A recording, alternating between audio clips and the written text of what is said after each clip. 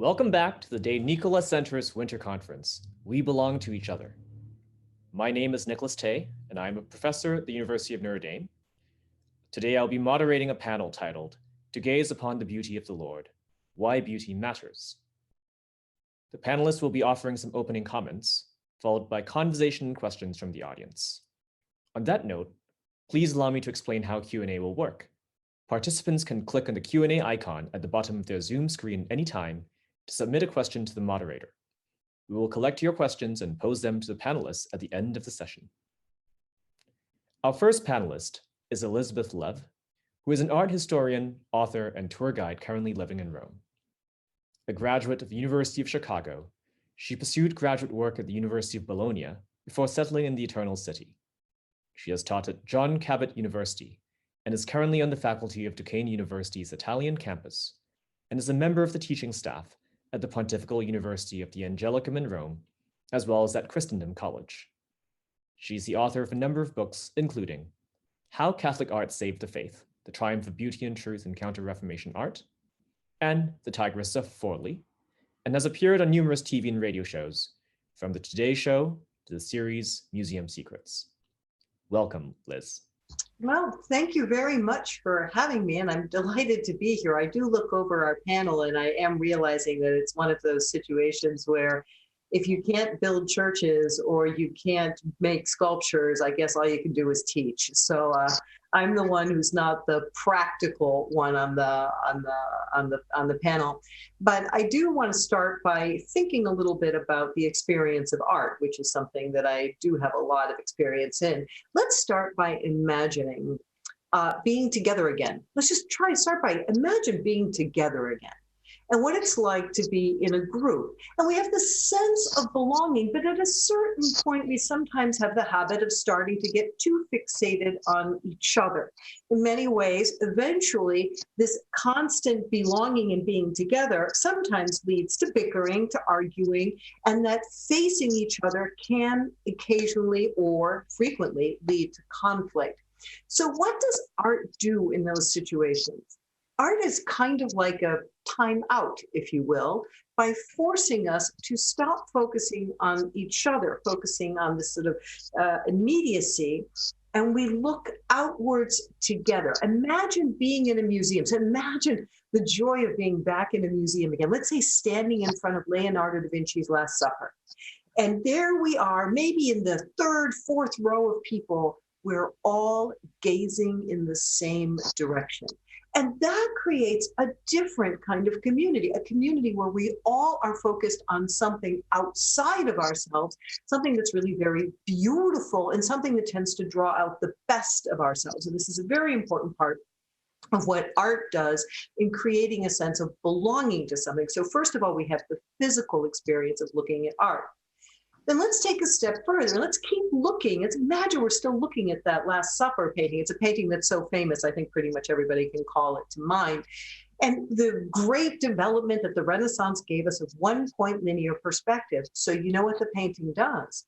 It makes us all gaze at the same point. All of our eyes focus, all of our attention focuses eventually towards the figure of Jesus. If you're acquainted with the painting, you have a lot of activity happening on the sides. You've apostles protesting, chaos, you, Judas, John, etc. But at the very center, all of our eyes are brought to that image of Christ, who is this beautiful sort of triangular constant in the painting. And then we go one step further. The painting places Jesus in front of a big open window. So what do we see behind his head? Light. So what is art doing? It's gathering us together into one place. It focuses our attention, in this case, on the Lord, on the image of our Lord, which in turn draws us beyond that image of the Lord into this light in the distance. And that's where we begin to get a sense of our true community. Art has a way of indicating, of opening to us, of allowing our imaginations to describe, to fantasize about what that community is in the afterlife. So I'm thinking in my head of the paintings of Fra Angelico with the embracing saints, or Michelangelo's big meaty characters in the Last Judgment, all kind of hugging each other in the upper right-hand corner. So this imagery of how art creates a sense of community, a sense of belonging. And in that way, art really becomes a kind of common good, something that in its ideal form, art is meant to draw us together and to focus us towards something.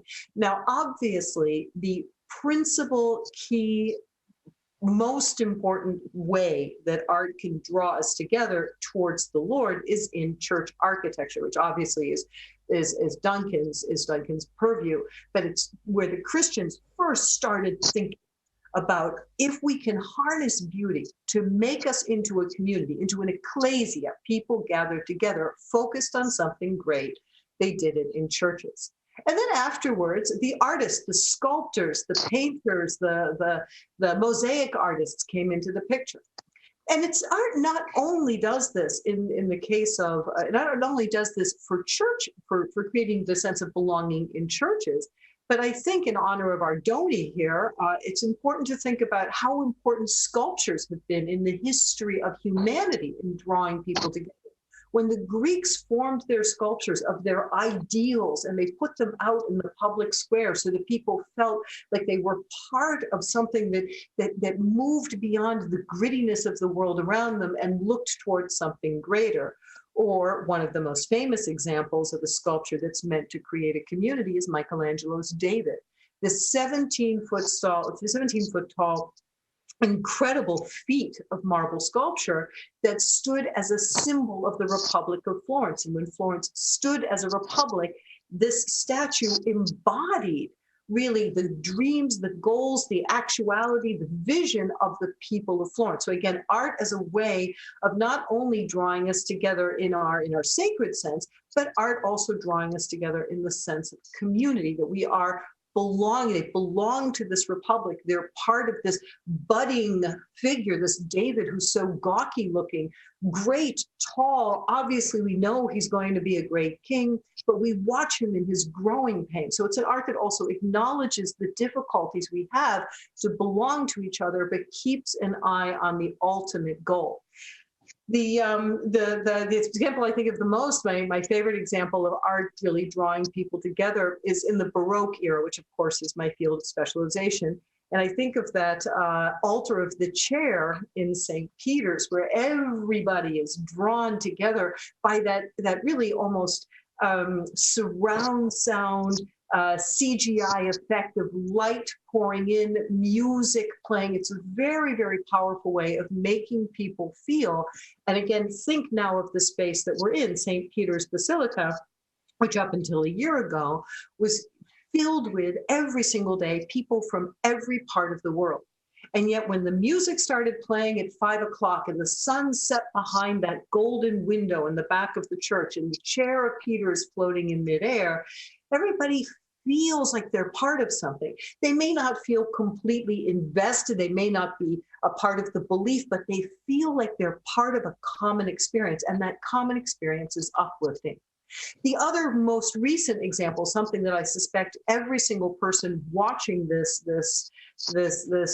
panel realized, was when Pope Francis gave us this exceptional, uniting, worldwide image of the Mass and the Rain in St. Peter's Square. I mean, that was art. It was an opportunity for us. Everybody, how many people said to you, people who weren't Catholic, people who weren't Christian, people who don't even like the Catholic Church, who saw that image, and with that image, they felt like they belonged to something. That was part of the universal expression of that everybody could be part of. And so this is the kind of way that art, I think when we talk about art as a way of making us belong, this art is a way of creating community, is these examples, which of course are over the top examples of magnificent art. It's the way that art can really be a truly helpful factor in creating a sense of belonging to something, and then the various degrees of belonging. And for that reason, when we talk about what we owe to art, it becomes important to realize that with that kind of power, it's important that art draw us towards something greater. And even though it is very popular and it's very a la mode right now to look at art as something kind of gritty and real, and the world is dark and it's hard and it's difficult, a mirror is not art. Simply saying, look, this is how horrible it is, look at that's art. That's not what art is. Art is not supposed to ground us in the common misery, but art is supposed to help us realize we belong, particularly Christian art, we belong to something greater and to something more important. And with that, I am going to cede the baton to our next speaker, but these are just to sort of give you some visual images to work with, to think about what it means to be looking together at something beautiful versus looking together at something that doesn't bring out our best, but something that draws us down and to make us feel more of a collective sadness or despair. Thank you so much, Liz, for that passionate characterization of art's meaningfulness and its relation to the common good. Our next speaker is Duncan Stroik, who is a practicing architect, author, and professor of architecture at the University of Notre Dame. His award-winning work includes the Our Lady of the Most Holy Trinity Chapel in Santa Paula, California, the Shrine of Our Lady of Guadalupe in La Crosse, Wisconsin, and the Cathedral of St. Joseph in Sioux Falls, South Dakota. A frequent lecturer in sacred architecture and the classical tradition, Stroik authored The Church Building as a Sacred Place, Beauty, Transcendence, and the Eternal, and is the founding editor of Sacred Architecture Journal. He is a graduate of the University of Virginia and the Yale University School of Architecture.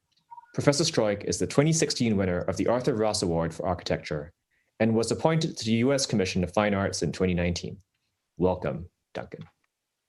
Great to be here, Nicholas, and hard to follow on that brilliant art historian who articulates what so many of us feel and hopefully many of us believe.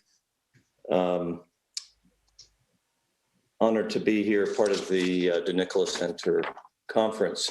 So I'd like to talk a little bit about art and architecture and how they need beauty and how we need architecture and art. And I'd like to make a distinction between buildings and architecture, because we all live and play and worship in buildings, and we need them to shelter us. We also love the outdoor environment, but we need buildings to live in, work in, and much of our life is that way. And those of us at Notre Dame or who have been to Notre Dame know that one of the things that people really love about the campus is how the architecture and the landscape and the quadrangles work together to create a beautiful work of art, a beautiful symphony, and of course with some highlights such as domes and towers and statuary even. So the idea that I'd like to talk about is that there is such a thing as buildings that we need, that we rely on, we spend a lot of money on, we heat, we cool, they have sizes, they have furniture, and we dwell in them, and that's much of our life is done in buildings.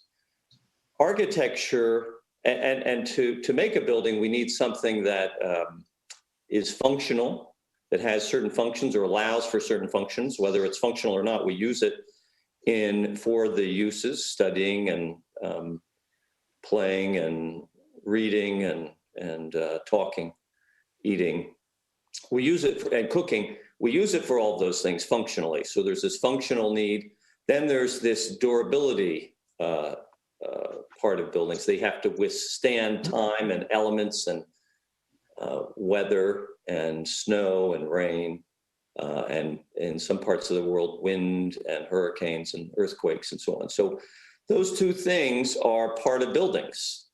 They're also part of architecture. What architecture does is it takes good construction and function and weds them to beauty. That is the distinguishing feature of architecture as opposed to just buildings.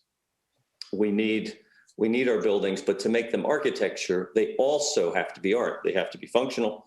They have to be durable, but they also need to be beautiful.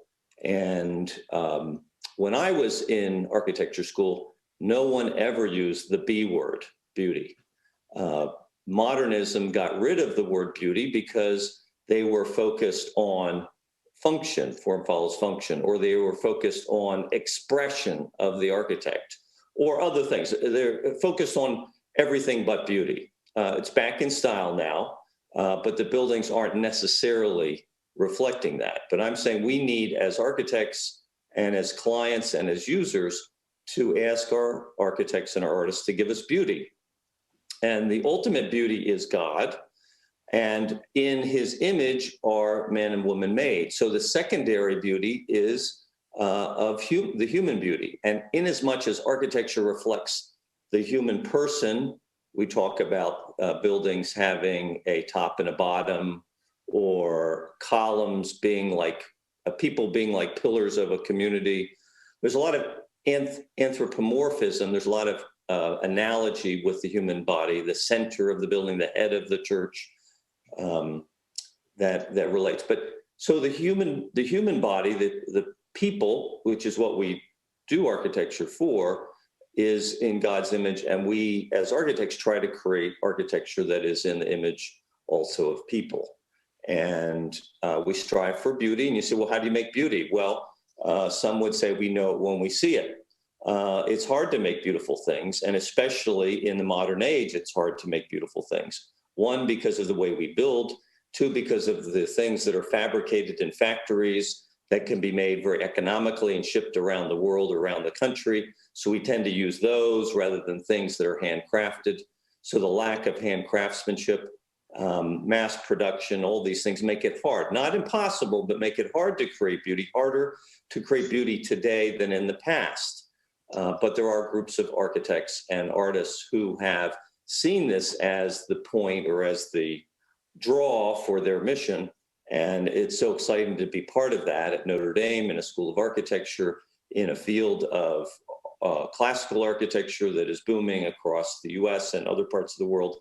And to promote art, my favorite thing to do in designing buildings, I design a lot of Catholic churches, is to hire good artists.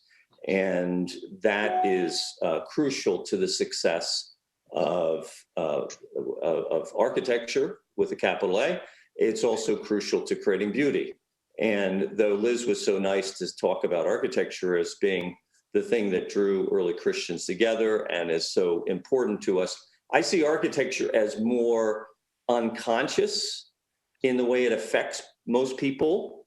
It affects us. We live in it. We walk by it. And we know it when it's ugly or when it's falling down. It affects us, or it's cool or it's hot.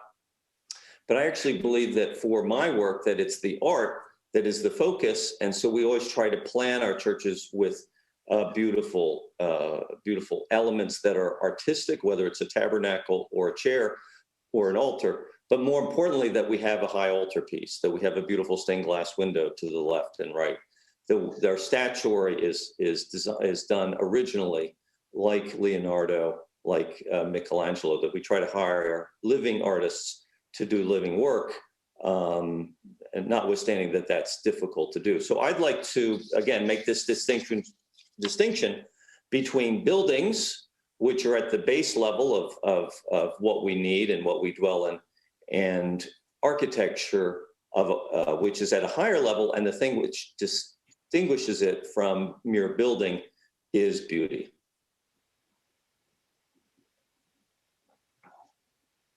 Thank you very much for those reflections, Duncan.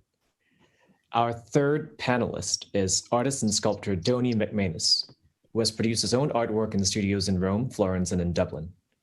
He earned his Bachelor of Design and Higher Diploma in Art and Design Teaching at the National College of Art and Design in Dublin, as well as a Master's in Fine Art at the New York Academy of the Art of Art and a Master's in Architecture, Art, and Liturgy at the Università degli Studi Europea in Rome. Mac Manus has founded several academic institutions, including the Irish Academy of Figurative Art in Dublin, the Sacred Art Studio in Florence at the Monastery of San Marco, and the Diocesan Sacred Art School in Florence. Welcome, Donal. Thank you.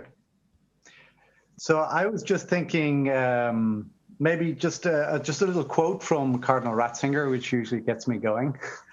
And it's a kind of a paraphrase, but it's beauty has the power to pierce the heart and to bring with it truth and goodness. Now, in this quote, I see a synthesis of the vocation of the artist. If we steep ourselves in the truth and goodness of the Logos, Christ, then the overflow of that will be beauty. And I think that's the reason why we have so little beauty around today, is that we have very little truth and goodness manifest in our culture. So I think, like, even with looking at 2020, kind of a post-truth, almost post-goodness culture, I think there is a need at this stage for a beauty that is steeped in Christ. So I see the Eucharist as central to my own interior life, and I would hope for others. And that encounter with Christ should, that encounter with true good and true beauty, true goodness and truth itself, will manifest itself in beauty if the artist, the architect, the writer is articulate enough to pass that on. So I see that as really the fundamental vocation of the artist. And in the context of the theme, we belong to each other, I would see, even just at the last talk we had about, it was more or less on the theme of social justice, the previous conference was about. I think even in that context, we have to see beauty as not just a peripheral thing, something that is like a decoration on culture, on society, but it's intrinsically linked to the essence of our needs. And I suppose the only authority I have is my experience. And I had done about 10 years of youth work in inner city Dublin, Belfast, and the Bronx. And from that, I discovered there was a real crisis. The real crisis was not necessarily a poverty of a financial poverty, because it was more a crisis, a poverty of ideas, a poverty of culture, a poverty of faith. And in particular, what I was witnessing was a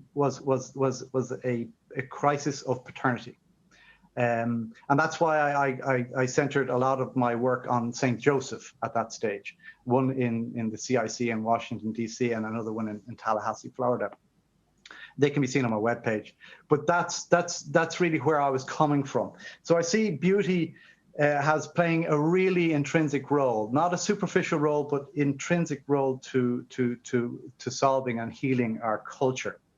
So in a post-2020 culture where we have a real crisis in this country, which I've just entered in. I just married an American, so I'm now here in America. I'm here in DC, above all places. So there's a real crisis of unity in the country right now, and I think beauty has a tremendous ability to bring us together and to heal. Because I mean, a lot of people say, well, your truth is different to my truth, or your idea of goodness is different to my idea of goodness. But beauty has a capacity to bring people together. And I think that's what we need more than anything right now. Another thing I'd like to kind of unpack here is really how this experience of social crisis brought me to New York, to the New York Academy, where I got a scholarship. And that brought me to Rome and Florence, where I worked on commissions for the United States mostly. And it was in that context of working in Rome that a lot of my students came to the faith through beauty. And then I went back to Ireland to found the Irish Academy of Figurative Art, founded and ran it for about 3.5 years. And then I returned to Florence to found the Sacred Art School in Florence. Well, initially it was to start a studio in San Marco, Beato Angelico studio, which was a magnificent grace to have been given that by the Dominicans for 2 years. And I think I would have to credit it to Fra Angelico for giving me the inspiration at that moment to really delve into the essence of drawing, because drawing is really the font of all visual art. It's really 90% of any sculpture or painting or mosaic is the drawing. And I decided to really focus on the drawings of Pontormo. Jacopo Pontormo was a student of Del Sarto, who was a student of Michelangelo. But it was in Pontormo's drawings in particular that I found this manifestation of this combination of scientific reality, the bone structure, muscle structure, drapery, but he had this ability to penetrate it with a profound spirituality and to elevate these figures. It's almost like an Italian El Greco. But he's more closed form, so he's more solid and more tangible for a sculptor to really understand. And through studying his Angel Gabriel in Santa Felicità, just on the Ponte Vecchio in Florence, I did a large drawing and analyzed it in a very scientific way. So it's a very mystical drawing, but I analyzed it in a very scientific reductionist way, which is a technique I learned in the New York Academy, which was to put a transparency on top of the drawing and pull out the muscles or the bone structure, then another transparency on top, pull out the muscle structure, and then another transparency on top of that to pull out the drapery. And in doing that, one of my students, a Japanese student, Osamu Tanimoto, he said that within that 5-minute demonstration, that's the reason he converted to become a Catholic, because he realized in that 5-minute demonstration that with a very scientific reductionist analysis of a mystical work of art, there was a separation of the oil from the water, the spiritual from the material. And in that moment, he saw a scientific demonstration of the existence of spirituality and the profound importance of a life lived in Christ. So, and over the years, there was 13 students converted to Catholicism, and most of them were baptized by the Cardinal Archbishop of Florence. And it was in that context he asked me to start the Sacred Art School in Florence. So there's a direct connection between the social need and artistic nutrients.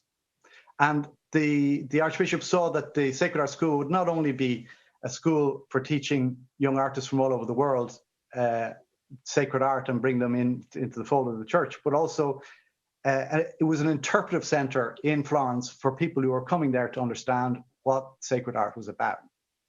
So it has another role of educating as well. And I suppose at this stage, I'm bringing my studio at the moment to Washington, D.C., and I hope to establish a liturgical arts studio. So I'm working from reconstructing the artistic discipline, then reconstructing it in the service of sacred art in Florence. And now in DC, I hope to put it to the service of liturgical art, because in another quote from, paraphrase from Ratzinger, liturgy is the arrowhead that gives direction to a culture, a tremendous capacity, a culture of tremendous capacity, but no true human orientation. So in our culture, we have tremendous power, but it has no direction. And liturgy gives that direction to our culture. So I see art in the service of liturgy to bring people to the liturgy through beauty that will help to orientate the tremendous power and capacity of our culture towards Christ.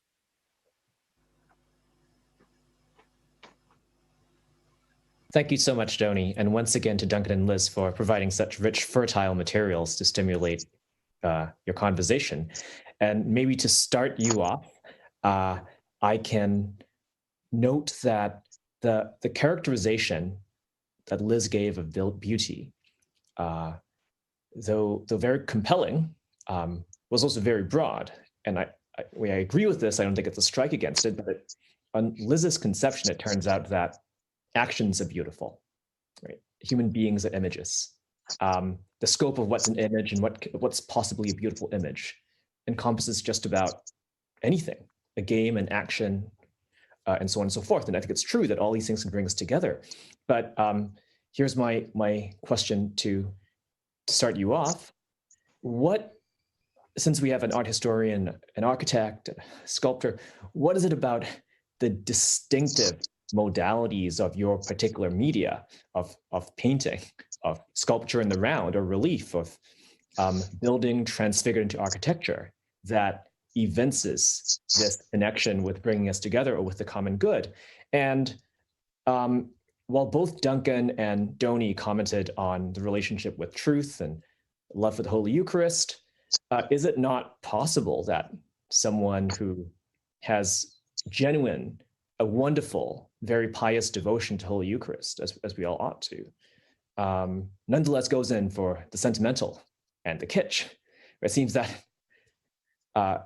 love of truth and love of the higher things that really matter in one sense, need not necessarily translate into appreciation or assessment of art that's salutary.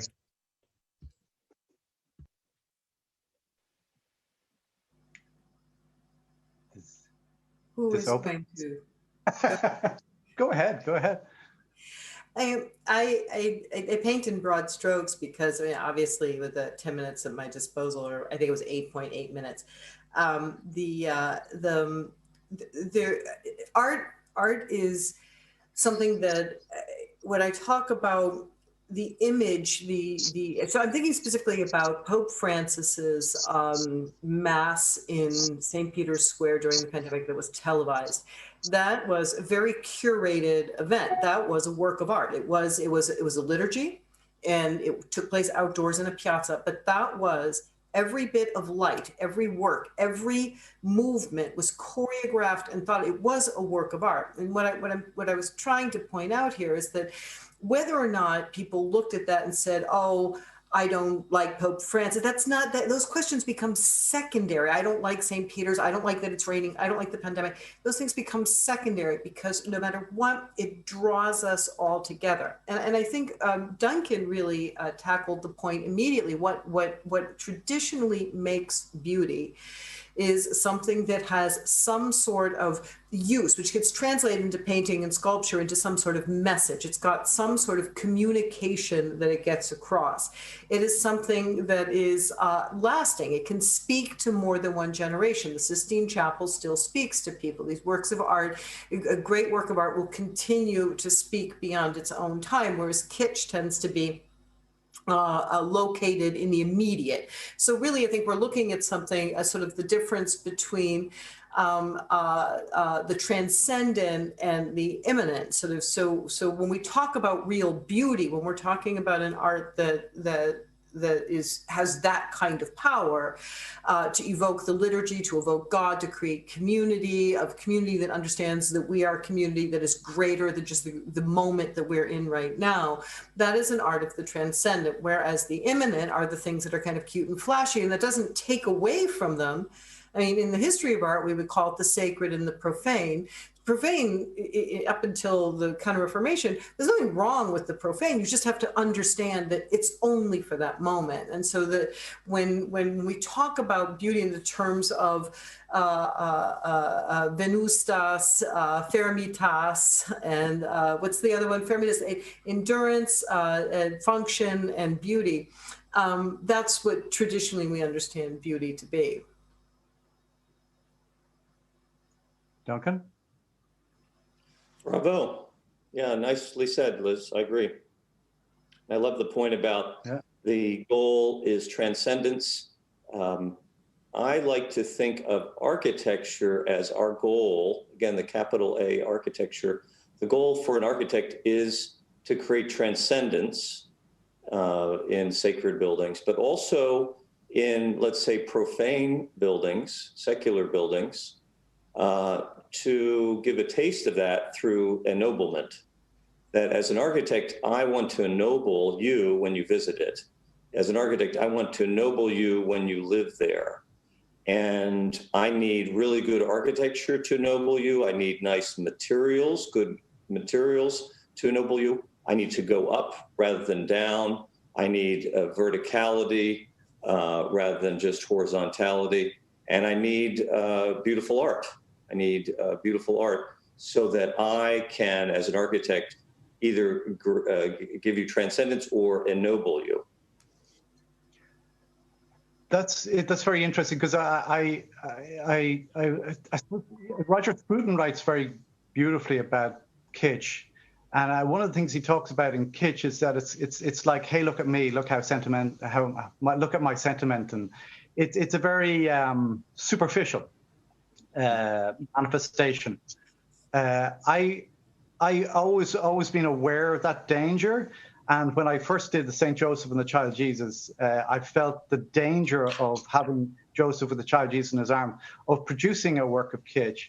But I overcame that, I hope, by the work growing from a real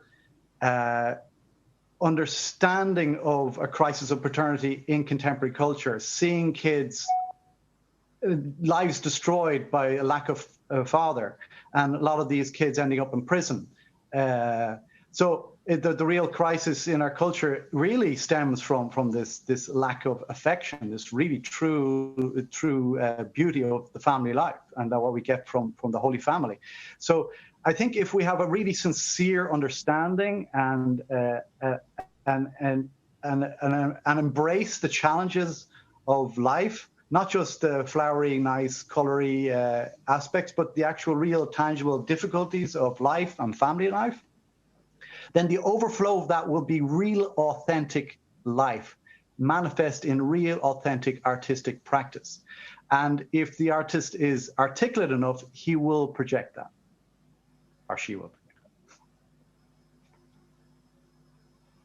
I agree with so much of what you've said about how good art, great art, beautiful art, we think of beautiful as a criterion of aesthetic success, ennobles, raises to the level of a type. So it's not just some local eminent phenomena.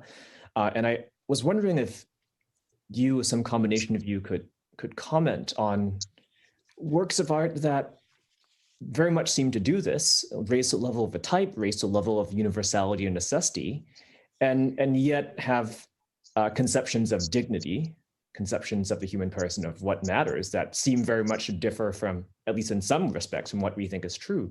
So think of Homer's Odyssey. That certainly raises to a level of a type, right? But the notion of heroism is not a Christian notion of heroism, right? And I think we can see the same phenomenon occur in lots of other great works of art that we would say, yes, that's a kind of aesthetic success. It satisfies these criteria of raising to a type. And I'm sure you can give us many more illuminating examples than I can. But nonetheless, it doesn't quite fit with exactly what we think the truth is about the matter. Well, in the words of Robert De Niro, are you talking to me? Is the question to me? Or? Any of you, yes. Well, basically, the perfect example I would see is the Pietà by Michelangelo. Everybody knows the piece. Just imagine where that came from. That came from a really deep spiritual life. And the overflow of that spiritual life was manifest in the work of Michelangelo, because he was an extraordinarily articulate artist. Now think of the effect of that, how that work of art has transformed the lives of millions of people. People who are just going to St. Peter's as tourists, being transformed by this piece.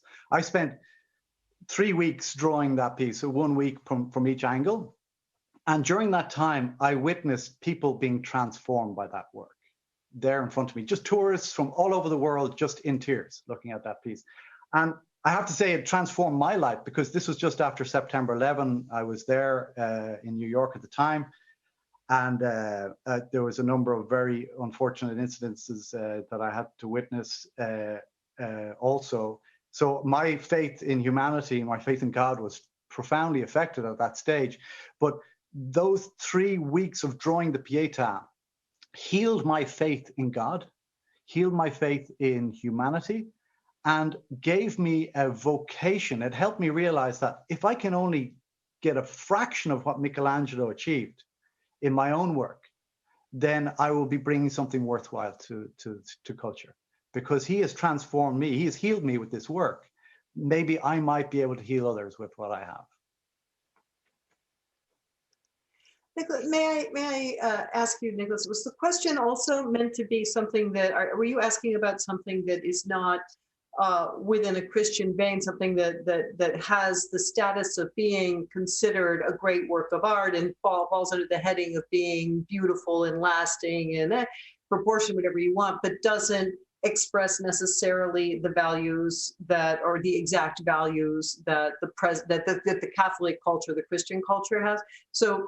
So in that, from that point of view, I mean, the obvious thing I would throw at you would be the Apollo Belvedere, which is, of course, our magnificent statue in the Vatican Museums, which is a work that is, produced originally in the 4th century BC. It's got all of the canons of perfection, but it does represent this pagan god of light who in his spare time chases girls until they turn into trees. But from that work, we get, without that work, really things like the David and in many ways the Pietà are unthinkable. So they become stepping stones. If I were to use a contemporary example, when you sort of thinking about this question a little bit from this point of view, my go-to tends to be any film, or most of the films produced by Pixar Studio, because they are everything that they falls under the heading of incredible craftsmanship. So when we talk about Duncan, the incredible painstaking amount of craftsmanship, where you can see the artists of each film are presenting themselves with a problem that then they figure out how to solve, and you feel that artistic genius that, Donny, you understand, that comes from, you have an aesthetic problem, you've resolved it, and you are so excited to share it visually. There's stories that preach, in the end of the day, values that we all share, although you will never see a church in a setting of a Pixar movie, right? Except I think in The Incredibles, like, shows up for 20 seconds or inside some sort of religious building for the wedding. So these are not buildings that, these are not stories per se that extol the transcendent notions of the divine or God-made man, but these are works that do hold up common human values in a very, very, very engaging and visually beautiful. I mean, I would call them, some of these movies, really quite beautiful. Mm-hmm. Yeah, I was actually thinking of a slightly more dangerous scenario, the scenario in which you have a work of art that clearly by some kind of standard is an aesthetic success, but actually tempts us in directions that we don't think are salutary. Right? And one can give examples of whether you think it's Lucian Freud counts as example, or the kind of certain kind of sensuous gaze that objectifies in a Sargent painting counts as an example. So works like that. I'm sorry, I did. Duncan, Donny, do you want to tackle this? Keep going. No. So when we're talking about something like, there's a difference between an epic, like a Homeric epic, and a work of art of a pretty naked girl on a couch that's leading us in the wrong direction, or a portrait by Lucian Freud. These are different types of stakes. First of all, we're dealing with works of art that are private rather than public. So that changes the setting. When you think about a work of art that goes into a private space, a whole other series of considerations come into play, where it can be much more personal, subjective, and of the moment. And so while one might find, I don't really like Lucian Freud, nor do I like, I'm trying to think of an artist who leads. I have a great passion. I shouldn't tell people this, but I love the paintings of Boucher and Fragonard. Like, I sneak off to the corner of the Louvre when people aren't watching, and I go look at those paintings. I don't like to share that with people because it's kitsch. I mean, it is in that case. They're very beautiful. I don't think the people who study Fragonard would appreciate my calling them kitsch, but that's what they are to me. They're works they're works that provide this brief pleasure. They're beautifully constructed, and they provide a brief pleasure. But I don't go home and think, I'm going to reconstruct my life so I can be like the girl on the swing. And that's kind of, unless I can think, I'm trying to think of a better example. I mean, I think perhaps the most problematic example of what you're talking about is, for example, when in the mid 19th century, the subject matter of art moved firmly away from the human and into the representation of objects or sort of daily things, or a haystack for that matter, and where the focus of art and the attention of art was to kind of draw us into these sort of very pretty natural settings. I don't see there's something terribly wrong with it, but I do think it's fascinating to sit in the room of the water lilies of Claude Monet, who is a affirmed atheist no matter what happened.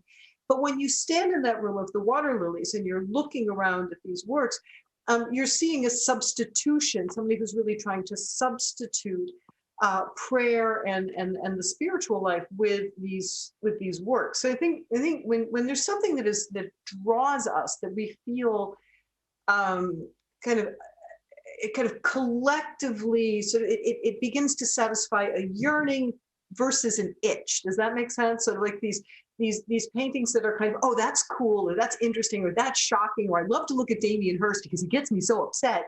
That's an it. Whereas a work of art, whether it's the water lilies, it begins to play upon our sense of longing.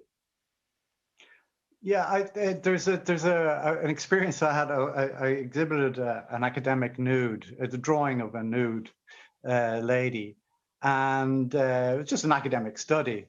And this old lady came up to me and she said, "That's pornography." I thought, that's really interesting, because I did it. And she said, "Yes, I know you did it." And I said, "Well, okay, let's break this down. This drawing is basically a sheet of paper with charcoal and chalk. I drew this with purity of intention. This image has, if there is impurity in this relationship, or a poor understanding of the human condition, if it's not coming from me and it's not in the material itself, it has to be coming from somewhere else." And I got the dirtiest look I've ever seen in my life, because there's this capacity for, I suppose, there's a responsibility of the artist to draw and paint and sculpt with purity of heart, so as to bring the best in life to be manifest in the work. And also, the viewer also has a responsibility of viewing works with purity of intention. So you could look at a Fragonard, like I was admiring them just before the gallery closed here, just magnificently beautiful painted works of art. Totally kitsch, almost soft porn, I don't know, but you can look at some of these works with completely pure intention, and you can just relish the drawing and the use of color. It just brings you to a different world. So it depends on how you address art and how you create art, and that comes from the overflow of the interior life of the artist and the viewer.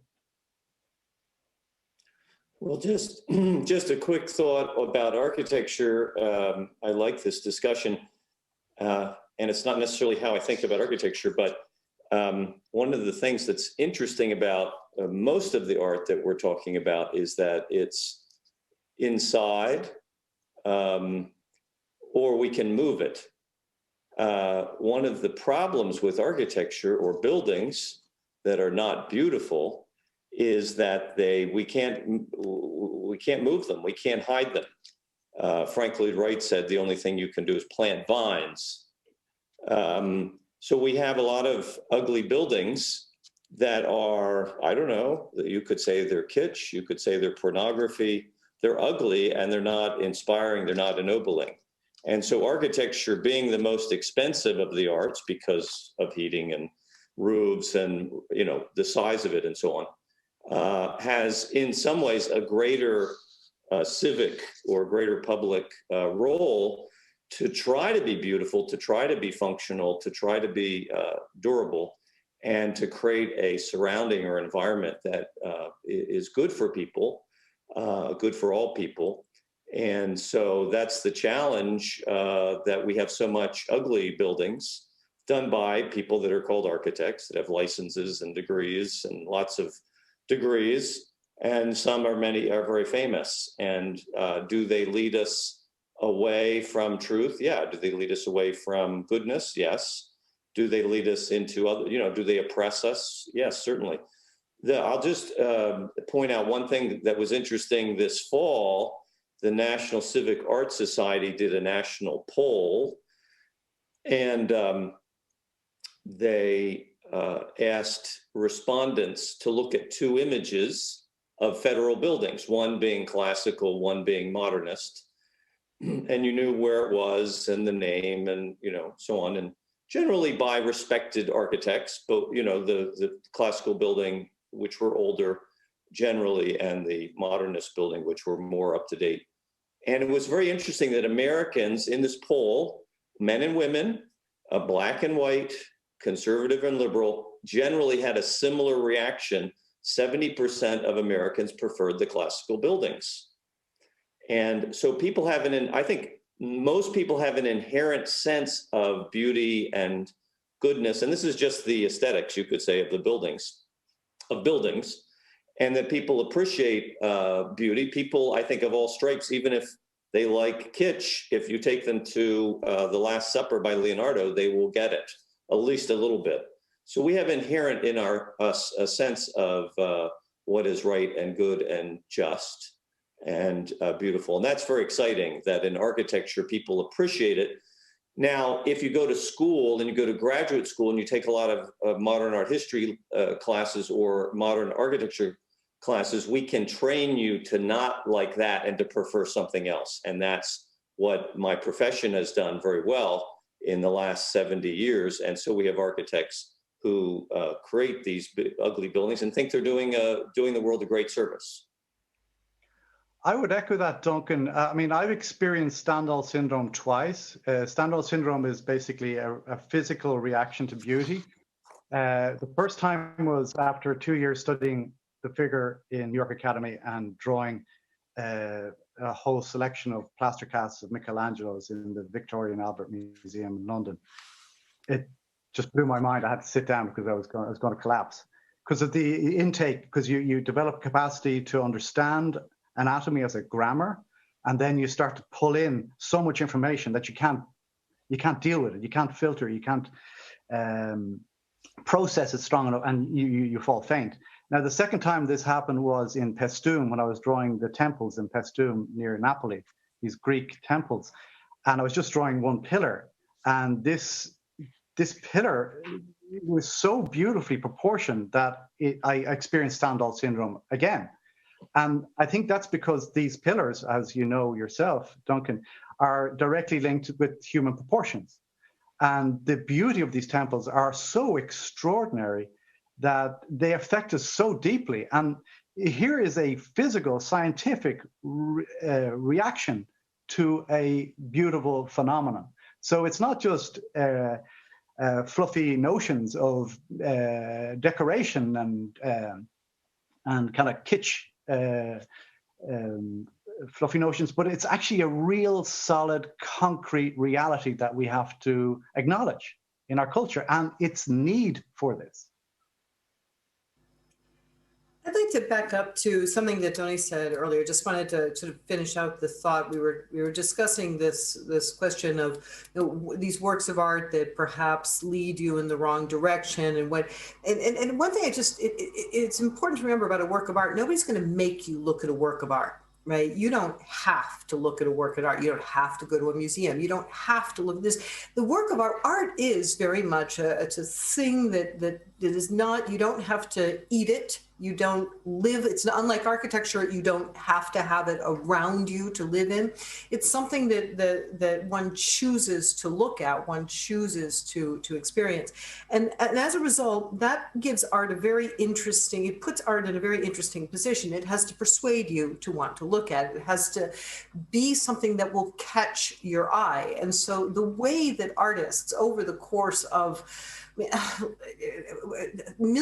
thousands of years have tried to capture your attention, tried to make you want to look at it, whether or not it does it in such a way that it presents a series of contrasts and disturbing images that you look at because of your fascination with the way it's so, thinking of these I'm thinking of things like the Francis Bacon paintings, works that just are so surprisingly and upsettingly stimulating you can't sort of stop looking at, or works that will move you more and more into that question of stimulating. Is it stimulating your mind, or is it more of an erotic stimulation? So it's very interesting the way that art has to find, has to walk this tightrope of making something attractive enough or interesting enough or stimulating enough or surprising enough that we'll look at it twice, or even better yet, look at it continuously, but without stepping over the line into something that leads the person into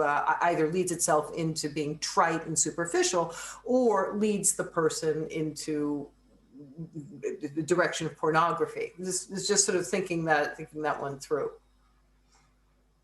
I think it's absolutely right, Liz, that one of the ground level facts about art and paintings is that they arrest us, as you said. And maybe we can close out the discussion with a question about the nature of this arrest. Many of you, all of you, I think, have highlighted the relationship between art and the common good, highlighted that it brings us together. And at the same time, not me, but certain members of the public would make the charge that the great classical works of art are elitist in some way. They're inaccessible to many, right? And how would you reconcile that perception with this capacity of art to arrest in such a way that it brings us together? I would say it's a great necessity for an artist to be able to certainly a figurative artist, because we're communicating to each other through our figures, through our body language, through our faces, through our eyes, through our mouths. So the figure is the premier vehicle of communication. It's also the logos. It's Christ became incarnate. So it is the most powerful and most effective means of communication visually in art. So I would see bone structure, muscle structure, anatomy as a fundamental grammar. So an artist has a duty to understand that so as to be able to communicate to others. As I'm doing with my hands on my face, I'm communicating to you and you communicate to me. So an artist has to have the capacity to articulate at that level. So you were talking about grasping. I think a great art needs to be able to grab you by the lapels and say, address this. This is of substance. And I think work of that quality transcends all culture, because everybody knows the Pietà. Everybody loves the Pietà because it grabs them by the heart. And that's what we need. So I don't see an elitism in that at all. I think the real elitism is in abstract art. I think all art is abstract. There's informed abstraction and uninformed abstraction. Informed abstraction in the hands of somebody who is rightly formed spiritually can bring people closer to God and to truth and goodness and beauty. Uninformed abstraction leaves an artist inarticulate, not even having the ABC, just babbling away. And that just creates confusion and frustration. And I think it's part of the problem we're in right now in contemporary culture.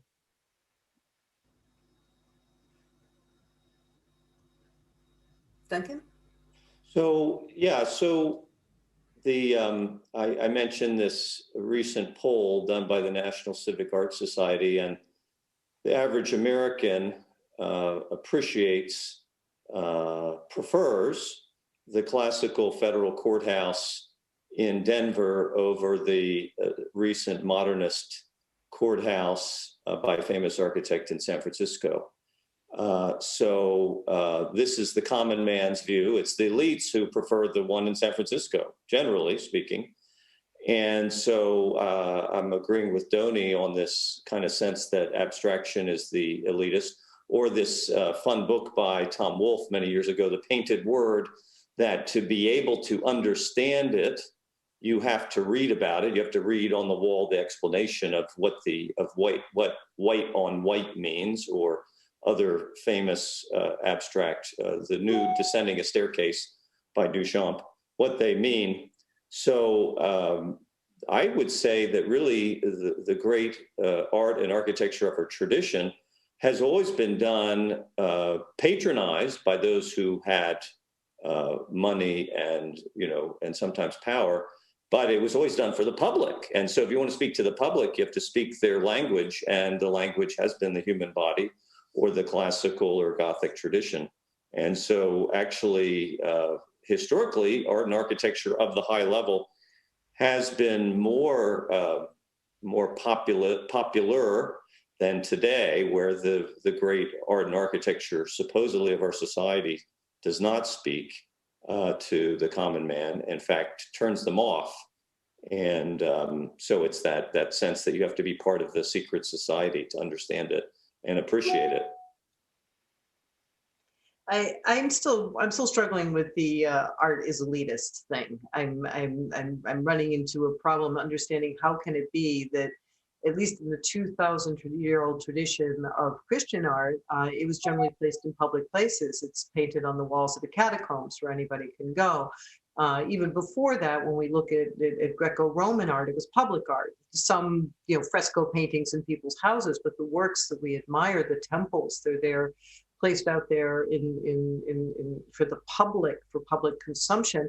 And the history of Christian art, the history of Catholic art, has really been to put art out in front of people. They go in churches where anybody can walk in. Not until recently did they start asking for tickets, but it was a place where everybody could go. So you could enjoy a Pontormo. You could walk into a church and see the world's most famous works. To this day, you can walk into San Luigi dei Francesi and see, priceless Caravaggio paintings. All you have to do is walk in the door. And so, if there is one tradition that is not elitist in art, it is the art of this Christian European world that really used our understanding art as a form of communication, and understanding that it's an art that people don't have to look at. They pooled the best. They drew out the best. They invested in the best. They formed the best so that these visual communicators would be able to put things out to make people remember wherever they went, whether it's a statue in the public square, it's a chapel in a tiny little corner, it's a Gothic cathedral, it's the apparatus of the altar in St. Peter's. It makes people feel wherever they go that they're part of something much, much bigger. So the elitists, I could not agree more, and I would go off on a whole tirade about the elitism of the painted word, where it's more than just reading a little plaque on the wall. You have to read some critic mediating why you're supposed to like this work of art, why you're supposed to appreciate this work of art. So elitist is when you can't understand it without having to go, you can't understand or appreciate it without having to go get one of the elites to explain it to you. I'm sorry, I'm going to get all worked up about the elitist thing. There's one thing, throwing Michelangelo's Pietà in the parish church of the whole world, or David, in the middle of downtown Florence. Please don't tell me. You can throw a lot of things at our door, but you can't throw the history of Christian art is elitist, for heaven's sakes. Everybody, if you can't understand David because you can't be bothered to read the Bible in 2021, that's on you. It's not on who made the David. Sorry. I think the elite. Well done. I think the elitism comes from this kind of Masonic, Enlightenment idea, where you strip the altars and you put them into these white box galleries, and they're like orphans. It's like visiting children in an orphanage, where they should be at home in their churches and in their halls, where they were designed to be in the first place. So I think that's one of the big problems is this artificial of taking our idea of taking art and putting it into a box. In Swahili, there's no word for art because art is life. And I think we need to return to that existence, that art is a daily thing. Art is something that you commission for your home. It's a small little sculpture or painting, or it doesn't have to be something that has to be stuck in a gallery. It's in a home, it's in your garden, it's in your church. We need to return to that daily life with art. Fantastic. It's now time to take some questions from the audience. And our first question is from Soren Fellow Caroline O'Callaghan, who's a senior and studied art and theology double major. Her question is, truth, goodness, and beauty are all essential to human flourishing. Of these three transcendentals, beauty is the most often overlooked when it comes to the pursuit of a virtuous life. How can we bridge the gap from the theory of beauty to the praxis, not just as artists or creative professionals, but in every aspect of our shared daily lives? I don't want to dominate this, but please. All yours. Okay. Well, I mean, it links to what I was just saying there about, art should be in cooking a beautiful meal, dressing a beautiful table, making a lovely armchair. Not just going to IKEA and getting mass-produced stuff, but start to invest in this in your space, so that the overflow of your interior life is manifest in your home, so that when people come into your home, they experience your interior life manifest in form, in a beautiful meal, in a beautiful wine, in a beautiful cigar, in a beautiful garden. This is where we can manifest beauty as a natural overflow of our interior life. I would say that the way that we need to promote beauty, as Carolyn O'Callaghan so nicely put it, how we promote beauty is we need excellence. We need to ask for excellence. And I'm thinking here more publicly. I agree with Donny about all of what he said about the domestic world and the domestic church, but I'm thinking now more publicly in our churches, in our city halls, in our plazas and our greens. And we need to have excellence. And how do you know what is excellent? Well, it's excellent because people say it is, or the experts say it is, or your boss says it is, or, that's fine. But another way of understanding excellence was alluded to by Donny and Liz is we need to compare contemporary art and architecture to the greatness of the past. That's how we know if we're in the right direction, that we sculpt something that has, as Donny said, part of the beauty of Michelangelo. And if I design a building that has some of the qualities of Palladio or Bramante, or a painter captures some of the aspects of Fragonard or Pontormo. And of course, there's many standards to use. There's not one standard, but we need to measure what we do against the past and against the best of the past. And in that way, like the person shooting the arrow, we're more likely to hit the target if we have a good target to hit. And this, of course, is so beautifully said in the 20th century by T.S. Eliot in Tradition and Individual Talent, where he talks about that we are working in a tradition and we have to compare ourselves against those who have done it before us. He's writing mainly about literature, but we have to compare ourselves against other art. So I really believe in those standards or those models from the past that can help me and help my students do as good of a job as possible today. And then we might be doing excellence. The future will determine whether it really was excellent, but we can have a certain confidence that as we head in that direction that we're getting close, or maybe we're doing it. I don't know, but yeah. On that, Duncan, on that point, Duncan, to miss the mark is to sin. And ugly as sin, as Michael Rose wrote in his book, is exactly, I think, what you're hitting at there. Sorry. I think in art history, the thing is to stop letting the narrative or the accomplishment, the achievement of 1,800 years of beautiful works of art go to waste. Don't let it be mouthpieces for things that are ugly. Don't let it be lost in or denigrated. We have years ahead to make more beautiful art, but we already have behind us an unbelievable tradition, which is really incomparable.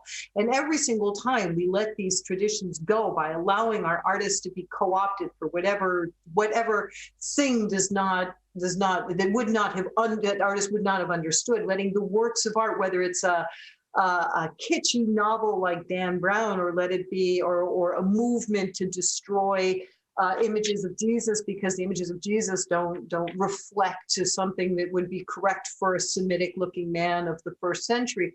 Every single time that we cave and somehow start apologizing for our art instead of talking about how wonderful our art is, there we are already shooting ourselves in the foot and beating our own tradition in the ground and making it more and more difficult for future artists to stand up and be able to forge forward. Well done. We have another question from Matthias Sir, who is a Soren Fellow alumnus. When it comes to the subject of Christian art, there is a great focus on medieval, Renaissance, and Baroque art. This, however, is not the currently popular art movement. In order to bring God to contemporary culture, either through architecture, paintings, or sculptures, should artists take on the same styles used in medieval, Renaissance, or Baroque art? Or should there be a new art movement in order to bring God to contemporary culture? Can I?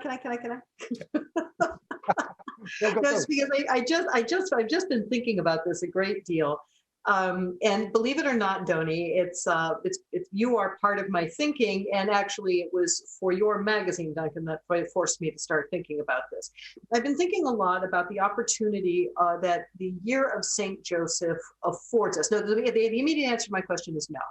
We don't go make cookie cutter copies of the medieval, that doesn't mean we can't draw from it. We can't build on it. We can't see something beautiful from the Gothic era, the line, the gracefulness, the elongation. We can't enjoy the kind of interesting color contrasts of a Pontormo.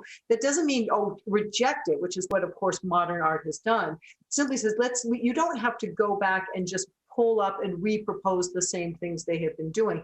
But I was thinking very specifically on this question regarding the question of St. Joseph, who's having this big year because Pope Francis has declared 2021 the year of St. Joseph. The reason why it's so interesting to me is because Joseph has had a very, very, very hard time developing an iconography.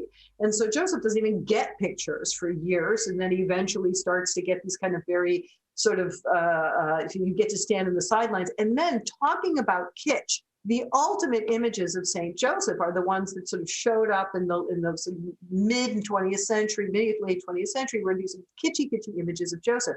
Until along comes someone like Doni. So you were talking about your Josephs, and I kept thinking, that's so cool. I was just writing about them.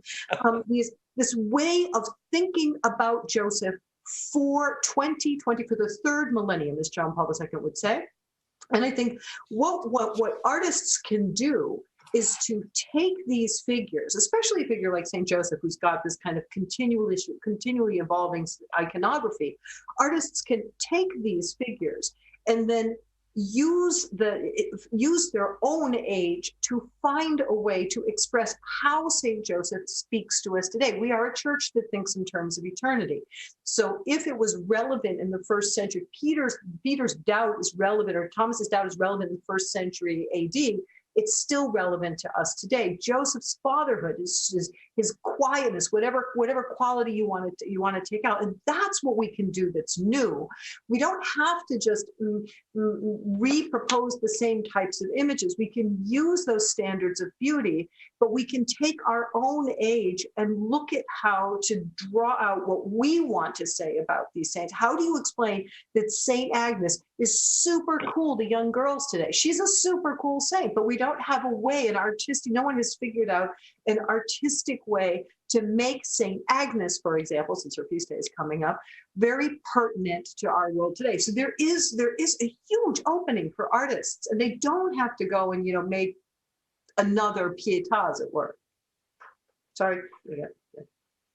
I think that that's bang on. I mean, I was just thinking of the whole idea of St. Joseph. Well, what I tell my students is just don't worry about style. Don't worry about being a pastiche of the past. Just love the great works.